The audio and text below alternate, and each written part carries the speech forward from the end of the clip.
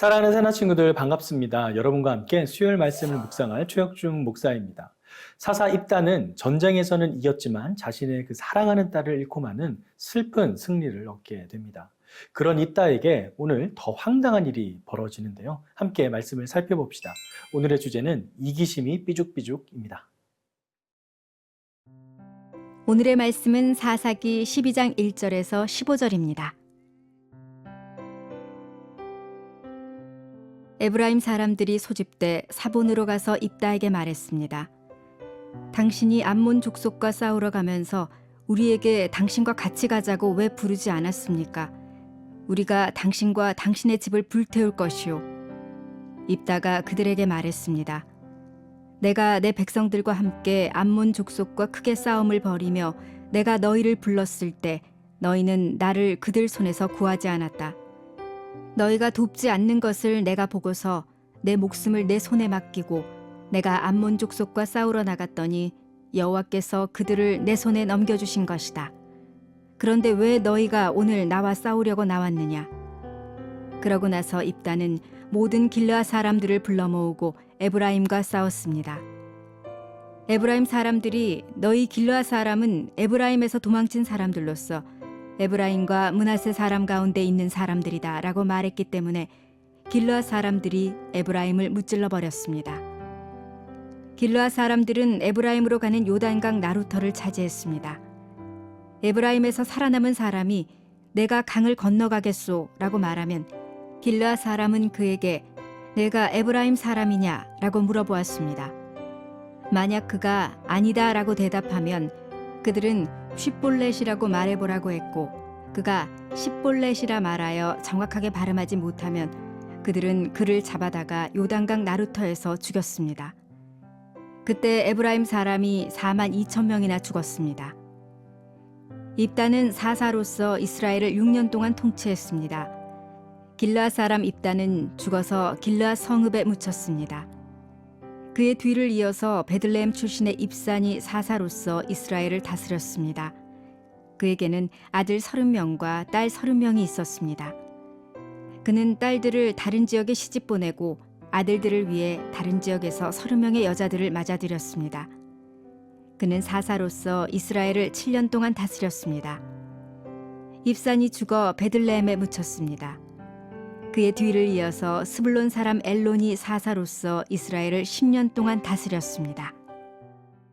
입다는 다른 동족들의 도움 없이 혼자 싸우러 나아가서 하나님의 도우심으로 암몬 족속과의 전쟁에서 승리하게 됩니다. 하지만 그의 승리에 감사는커녕 오히려 시비를 걸어오는 동족이 있었는데요. 바로 에브라임 사람들이었습니다. 1절 말씀입니다. 에브라임 사람들이 소집된 사본으로 가서 입다에게 말했습니다. 당신이 암몬 족속과 싸우러 가면서 우리에게 당신과 같이 가자고 왜 부르지 않았습니까? 우리가 당신과 당신의 집을 불태울 것이오. 전쟁에 나가면서 자기들을 부르지 않았다고 오히려 화를 내고 있습니다. 하지만 이는 말도 안 되는 정말 어불성설이죠.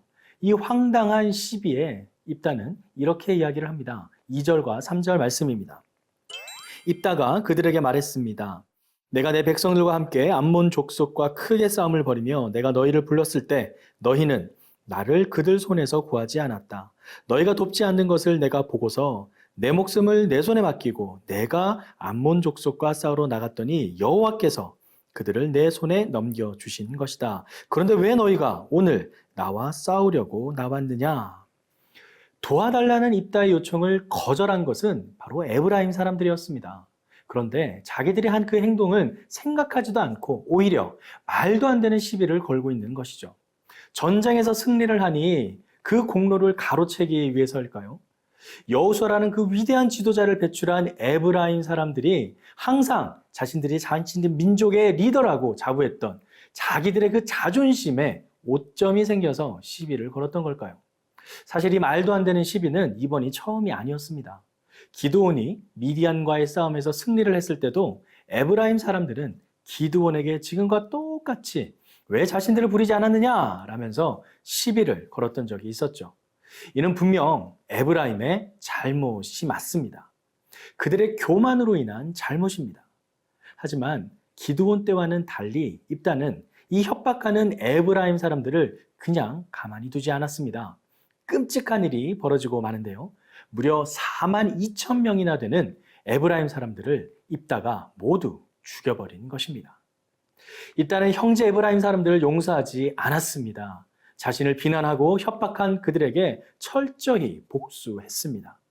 그는 하나님의 도우심으로 전쟁에서 승리를 경험하는 은혜를 누렸음에도 자기 개인에게 닥친 그 억울한 일 앞에서 그 은혜를 잊어버리고 말았습니다. 전쟁의 승리가 하나님의 도우심이 아닌 자신의 능력이라고 착각하고 만 것이죠. 형제를 말도 안 되는, 정말 그 말도 안 되는 협박한 에브라임 사람들도 잘못을 했지만, 그렇다고 해서 같은 동족을 비참하게 죽여버린 입다도 잘못은 했습니다. 이렇게 너무나도 말도 안 되는 일들이 일어났던 때, 바로 그때가 사사 시대였습니다.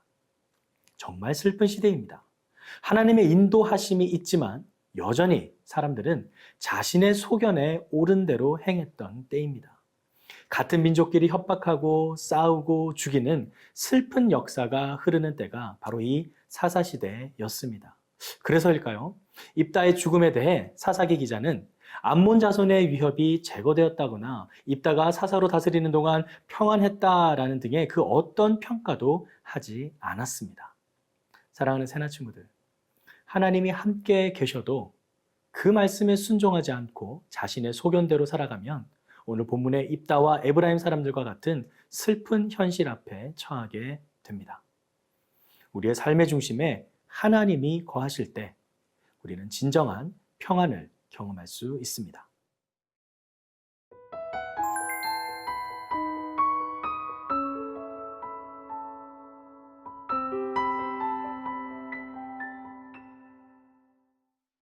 이제 입다 뒤를 이어서 3명의 사사가 동시에 기록됩니다. 바로 입산, 엘론, 압돈입니다. 8절과 10절에서 13절까지의 말씀을 읽겠습니다. 그의 뒤를 이어서 베들레헴 출신의 입산이 사사로서 이스라엘을 다스렸습니다. 입산이 죽어 베들레헴에 묻혔습니다. 그의 뒤를 이어서 스불론 사람 엘론이 사사로서 이스라엘을 10년 동안 다스렸습니다. 스불론 사람 엘론은 죽어서 스불론 땅 아얄론에 묻혔습니다. 그의 뒤를 이어서 비라돈 사람 힐렐의 아들 압돈이 사사로서 이스라엘을 다스렸습니다. 3명의 사사가 언급되지만 그들의 업적에 대해서는 아주 간략하게 소개되거나 아예 업적에 대한 기록이 없는 경우도 있습니다. 특별히 입산과 압돈에 대해서는 이렇게 기록하고 있는데요.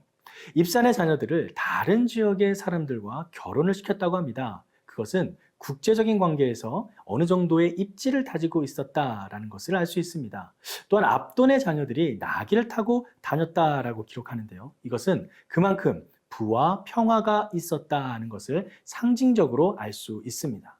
하지만 그렇다고 해서 그들이 이방의 압제에서 이스라엘 백성들을 구원했다라든가 그들이 이스라엘 백성들을 하나님의 뜻대로 통치했다라는 그런 기록은 전혀 없습니다. 즉 하나님께서 허락하신 평화의 시기가 유지는 되었지만 그들은 여전히 하나님의 방법이 아닌 세속적인 방법으로 세력을 확장하거나 평화를 유지했다라는 것을 알 수 있습니다. 평화의 근원인 하나님의 은총을 망각한 것이죠. 그들이 평화롭게 이 기간을 살 수 있었던 것은 입산, 엘론, 압돈과 같은 그 사사들이 통치를 잘해서가 아니라 하나님께서 그들에게 평화의 때를 허락하셨기 때문입니다. 사랑하는 새나 친구들, 코로나의 그 어려운 시기는 마치 사사시대와도 같습니다. 거짓 뉴스와 유언비어들이 난무하며 지금 이 시대가 어떠한지 자기들이 나름대로 평가하며 판단합니다. 하지만 우리가 기억해야 할 것은 지금도 하나님은 우리와 함께 하시며 우리를 인도하고 계신다는 사실입니다. 눈에 보이지 않는다고 해서 존재하지 않는 것이 아닙니다. 오늘 하루 지금도 살아 역사하시는 하나님만을 의지하며 그 말씀에 순종하며 살아가는 저와 여러분의 삶이 되길 진심으로 축복합니다. 사랑하는 주님, 나의 이기적인 마음이 하나님의 말씀을 거역하고 나의 욕심이 하나님의 말씀보다 앞서려고 할 때 먼저 주님께 구하고 기도하는 예배자가 되기를 소망합니다. 예수님의 이름으로 기도드립니다. 아멘.